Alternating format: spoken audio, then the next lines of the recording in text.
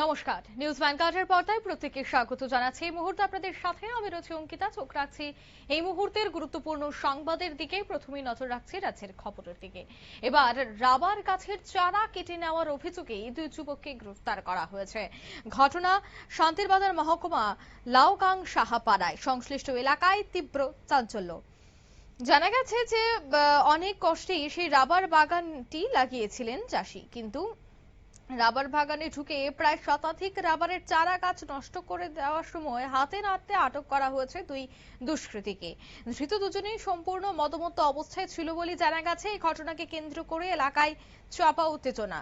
জানা যায় যে এই লাউগাং সাহাপাড়া এলাকার বাসিন্দা প্রদীপ দত্ত, যিনি গত 10 দিন আগে নিজের জমিতে একটি নতুন রাবারের বাগান তৈরি করেছিলেন।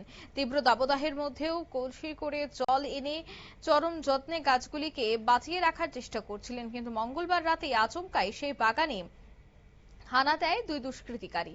অভিযোগ, তারা বাগানে ঢুকে একের পর এক রাবার গাছের চারা উপড়ে ফেলে ভেঙে নষ্ট করে দিতে শুরু করে।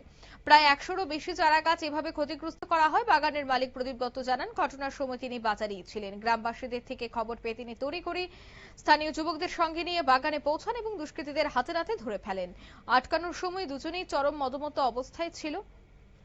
ধৃতদের মধ্যে একজনের নাম মিঠুন দেবনাথ এবং অপরজন নাথ কলোনির বাসিন্দা বলেই জানা গেছে। পরে ঘটনাটিতে খবর দেওয়া হয় শান্তিরবাজার থানায়। খবর পেয়ে পুলিশ দ্রুত ছুটে আসেন। কি বলছেন শোনাবো। বাগানটা কিনে লাগাইছি আজকে শুদ্ধ 10 দিন।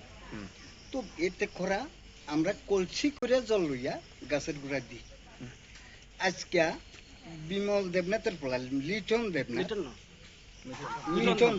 হ্যাঁ চুরি মিটন দেবনাথ এ আরেকটা পোলা লইয়া বাগানে ঢুকে গেছে। আচ্ছা, ঢুকানোর পরে আমার ইউনিয়নের অনেক পোলাবান আছে, আমার গ্রামের পোলাবান্ডি ছিল।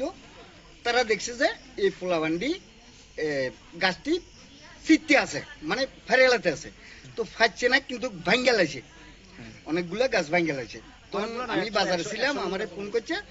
ফোন করার সঙ্গে সঙ্গে আমি কিছু পোলাবান লইয়া বাজার তিয়া চল আমরা বাগানে কেডা ঢুকছি দেখি। আইয়া তারার বাগানে ধরছি। ধরার পরে তোরা তারা জিজ্ঞেছি আমি, তোরা কে কইছে বাগানটা বাগানোর লাগিয়া? যে মানে কইছে, কেউ কইছে না, একদম মদমত। আপনারা শুনলেন, অর্থাৎ একেবারে মদমত্ত অবস্থায় কিন্তু দুই দুষ্কৃতীকে সেখানে হাতে নাতে ধরা হয় এবং পুলিশকে খবর দেওয়া হয়। সংশ্লিষ্ট এলাকায় চাপা উত্তেজনা। তবে কি কারণে তারা এই গাছটি ধ্বংস করছিল সে বিষয়টা কিন্তু এখনো স্পষ্ট নয়। নিয়ে নিচ্ছি ছোট্ট একটি বিজ্ঞাপন বিরতি, সঙ্গে থাকুন।